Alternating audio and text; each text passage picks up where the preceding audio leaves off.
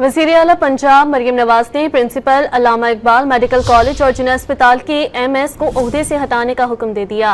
वज़ीर आला मरियम नवाज शरीफ ने जिना अस्पताल का दौरा किया, बदइंतजामी पर एमएस को मुअत्तल करने का हुक्म दे दिया और प्रिंसिपल को ओहदा छोड़ने की हिदायत की है। मरियम नवाज शरीफ ने मेडिसिन स्टोर का भी मुआयना किया। अद्वियात मौजूद होने के बावजूद मरीजों को महरूम रखने पर बरहमी का इजहार किया।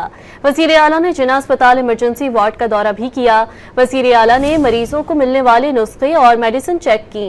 वज़ीर आला ने खातून मरीजा को गले लगाकर तसल्ली दी।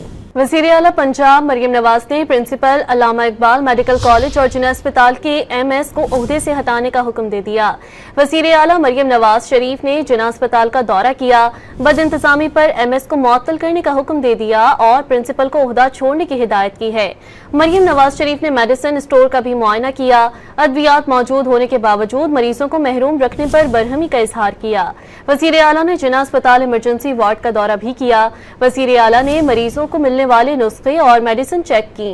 वज़ीर आला ने खातून मरीजा को गले लगाकर तसल्ली दी।